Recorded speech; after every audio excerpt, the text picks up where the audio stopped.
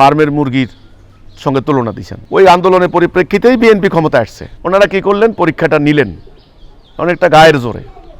এটা সম্পূর্ণ অযৌক্তিক হয়েছে। একটা বাচ্চারা স্কুলে যেতে পারছে না, আপনারা তাৎক্ষণিক সিদ্ধান্ত নিয়ে নেন যে এই সাবজেক্টের পরীক্ষা আমরা পরে নেব।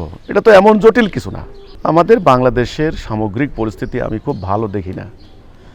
তারেক জিয়া ক্ষমতায় আসছেন ৩-৪ মাস চলছে, কিন্তু এখন যেভাবে আমি দেখতে পাচ্ছি সকল জায়গায় অমান্য করার, আইন অমান্য করার, প্লাস বিক্ষোভ, বিদ্রোহ, আন্দোলন, এই যে ব্যাপারটা, এটা তো কোনো স্থিতিশীল, কোনো টেকসই রাষ্ট্র ব্যবস্থার লক্ষণ হইতে পারে না। আমি লক্ষণটাকে টোটালি স্বাস্থ্যকর মনে করি না, হেলদি মনে করি না। আমি খুবই প্রবলেমেটিক জিনিসটাকে মনে করতেছি, খুবই সংকট এটা। আমার কথা হলো, প্রাকৃতিক দুর্যোগ, বন্যা হলো, হোক চট্টগ্রামে বন্যা হলো, ঢাকায় জলাবদ্ধতা, বাচ্চারা স্কুলে যেতে পারছে না, আপনারা তাৎক্ষণিক সিদ্ধান্ত নিয়ে নেন যে এই সাবজেক্টের পরীক্ষা আমরা পরে নেব। এটা তো এমন জটিল কিছু না। শিক্ষা কার্যক্রমের সঙ্গে হাজার হাজার কর্মকর্তা কোটি কোটি টাকা বেতন খাচ্ছেন, এগুলো তো কোনো ফ্যাক্টরি না। ওনারা কি করলেন, পরীক্ষাটা নিলেন অনেকটা গায়ের জোরে। এটা সম্পূর্ণ অযৌক্তিক হয়েছে একটা। এটা গার্ডিয়ানও কিন্তু মেনে নিতে পারেন নাই। অনেকে দেখলাম ড্রেনের তলায় গেছে, এরকম অবস্থা। তলায় যাওয়া মানে কি, পড়ে গেছে। আবার অনেকে দেখলাম অনেক কষ্ট পাচ্ছে। যাও, এটা হলো প্রথম কথা। এটা উচিত ছিল যে এই পরীক্ষাটা সাসপেন্ড করা, পরবর্তীতে এটা নেওয়া। আচ্ছা, এবার আবার এই ঘটনাকে উপলক্ষ করে দেখলাম স্টুডেন্টদের পক্ষ থেকে তারা প্রতিবাদ করলো।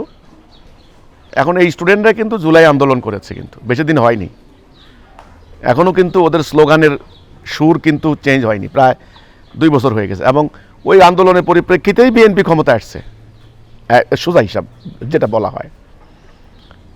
এখন শিক্ষামন্ত্রী পদত্যাগ, শিক্ষামন্ত্রী আবার বলছেন ফার্মের মুরগির সঙ্গে তুলনা দিয়েছেন।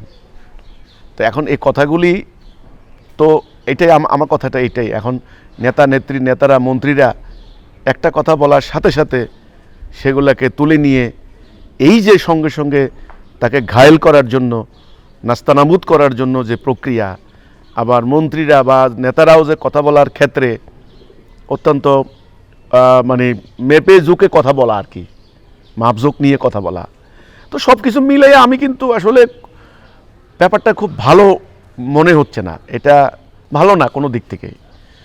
আপনি কোনোভাবেই একটা শব্দ বলে ফেললেন, সাথে সাথে আপনার 14 গোষ্ঠী উদ্ধার করে দিল, আপনার সমস্ত মিডিয়া, ইউটিউবার। এটা কি হলো? আবার দেখা যাচ্ছে শুধু কথায় কথায় আন্দোলন, কথায় কথায় সংগ্রাম, কথায় কথায়। আসল কথা হচ্ছে মানুষ হতাশ, মানুষ বঞ্চিত, মানুষ অসহায়। মানুষ দেখলো একটা গোষ্ঠী সুবিধা পাচ্ছে। আপনার এই ঘটনার মধ্যে দেখেন, চট্টগ্রামে চাঁদা প্রকাশ্যে বলেছে 2 কোটি টাকা চাঁদা দিবি, 10 লক্ষ টাকা আপনার মাসে মাসে চাঁদা দিবি, নাহলে ব্যবসা বন্ধ কর। এইটা লক্ষ লক্ষ মানুষ দেখছে। তো এই যে সরকারের প্রতি, ব্যবস্থাপনার প্রতি, ম্যানেজমেন্টের প্রতি, অ্যাডমিনিস্ট্রেশন বা অথরিটির প্রতি আনুগত্য করার যে একটা প্রবণতা, সম্মান, শ্রদ্ধা, দায়িত্বশীল পর্যায়ের লোকদের প্রতি ইজ্জত, এটা কিন্তু শেষ। আমার কথা হচ্ছে এইটা কিন্তু আসলে ওইটা শেষ। এখন আপনি এই যে আমি এখন কথা বলছি, এখন আমি যদি এখন আন্দোলনকারীদের অনুকূলে কোনো কথা না বলি, উদাহরণ দিচ্ছি, আমার মাইন্ডে কিন্তু এটা খেলে।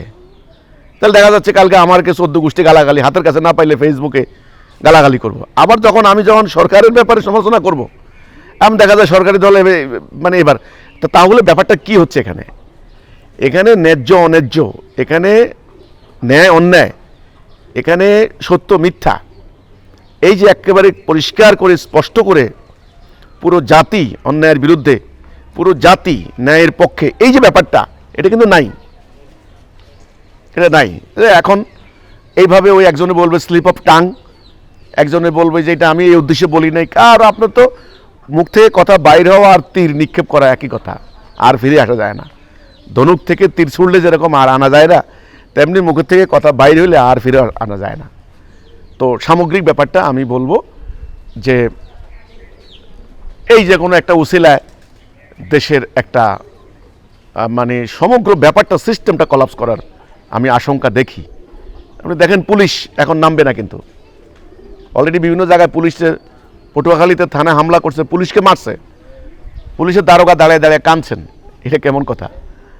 তাহলে পুলিশ আইন শৃঙ্খলা রক্ষার আর এখন ঝুঁকি নেবে না। তো এই হচ্ছে কথাটা।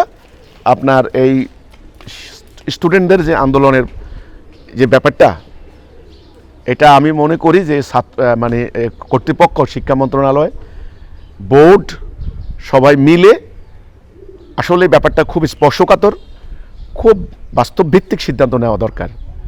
একটা কথা বলে ফেললাম, একটা সিদ্ধান্ত নিয়ে নিলাম যেটা জাতির ব্যাপক অংশ ক্ষতিগ্রস্ত হবে, তাহলে কিন্তু এটার জন্য মাসুল দিতে হবে।